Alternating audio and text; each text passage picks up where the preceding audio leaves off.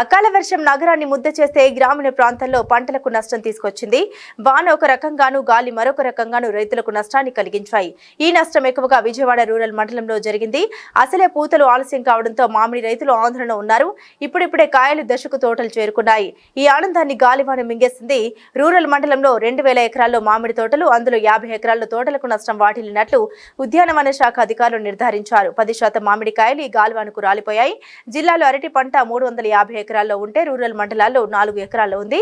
ఇందులో 2 ఎకరాల్లో అరటి తోటలు నేల కొరిగాయి. గెలలు ఉన్న చెట్లు నేలను తాకడంతో రైతులు కన్నీరు మున్నీరయ్యారు.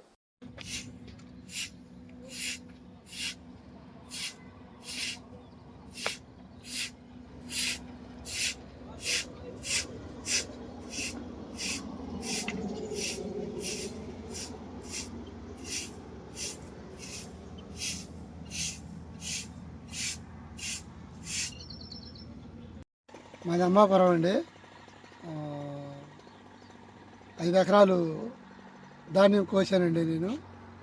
ఈ వర్షం వల్ల నా ధాన్యం అంతా సైడ్ కాలంలోకి కొట్టుకుపోయింది అండి. దయచేసి మరి గౌరవనీయులైన చంద్రబాబు నాయుడు గారి, ముఖ్యమంత్రి గారికి, ఎమ్మెల్యే గారు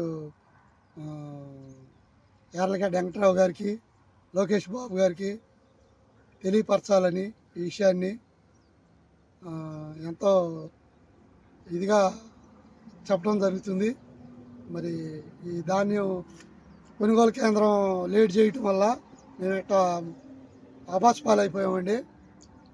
మరి దీన్ని స్పందించి మరి రైతులందరినీ మీరు ఆదుకోవాలని, తడిసిన ధాన్యాన్ని మీరే కొనుగోలు చేయాలని మరి ప్రభుత్వాన్ని కోరుకుంటున్నామండి మేము.